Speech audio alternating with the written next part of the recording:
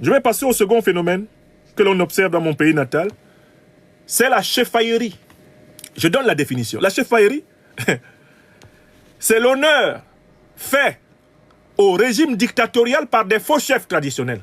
Vous savez, la chefferie traditionnelle africaine a été fortement atteinte par trois faits. La traite négrière, la colonisation et la néocolonisation, les régimes despotiques.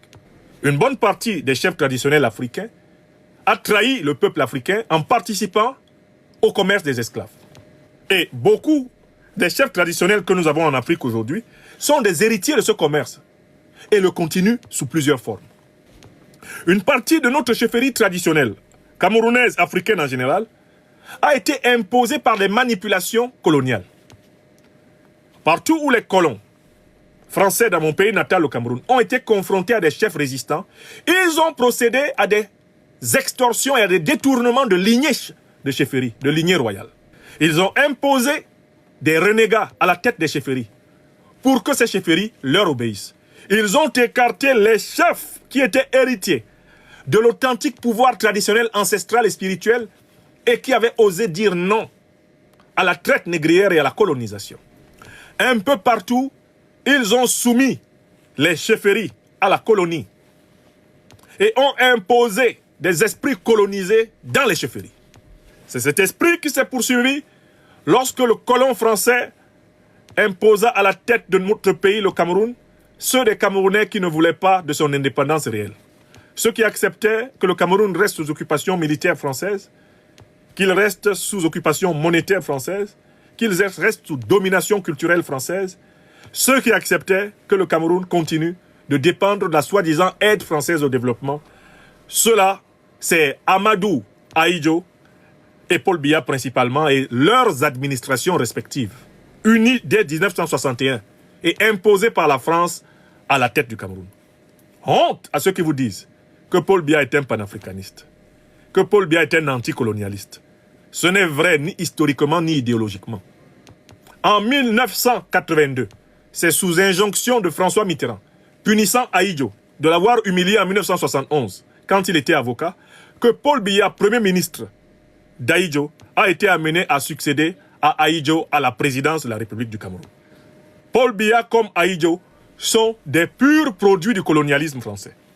Quand M. Macron se permet d'adresser une lettre d'excuse de la France au Cameroun, même pas une lettre d'excuse, une lettre de reconnaissance du génocide de l'armée coloniale française au Cameroun, il l'adresse à Paul Biya, il fait semblant d'ignorer que Paul Biya est l'un des acteurs du génocide camerounais.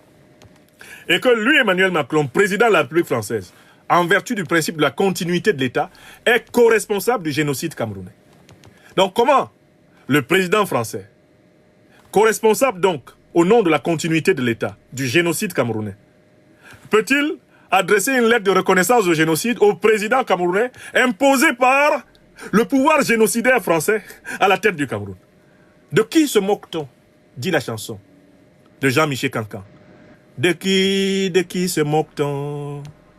De qui se moque-t-on au Cameroun? De qui se moque-t-on? Donc, dans la situation actuelle,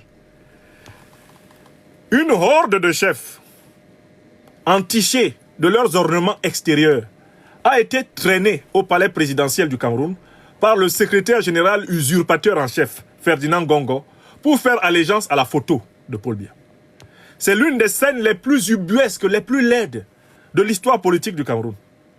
Où quelqu'un dont on dit qu'il est candidat à la présidence de la République et qui n'est pas au courant, qui n'a même pas été capable de faire sa propre allocution de candidature, comme son poulain Ouattara l'a fait en Côte d'Ivoire.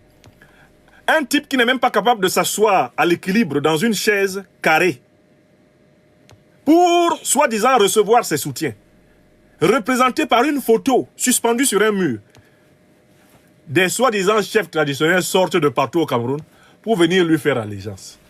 Je dis que pour mettre fin à la cheffaillerie au Cameroun, on devra mener une enquête rétrospective sur les 200 dernières années, sur toutes les chefferies traditionnelles. Partout où on a écarté, à un moment donné, de l'histoire de la chefferie, des chefs qui avaient résisté contre les colons, on va rétablir d'autres chefs traditionnels appartenant à cette ligne idéologique de résistance. Là où il n'y a pas d'alternative à la lignée imposée par la colonisation, la chefferie sera abolie. Et elle sera remplacée par un musée de la culture qui sera confié à d'authentiques gardiens de la tradition. Les faux chefs négriers, là, on va les dégager tous. Les faux chefs qui nous ont été imposés par les colons britanniques, français, allemands, on va les dégager tous. Si tu as hérité du pouvoir d'un faux chef, on te dégage. Voilà notre vision, en tant que lions et lions indomptables, de la libération panafricaine du Cameroun. On en a marre des faux chefs traditionnels.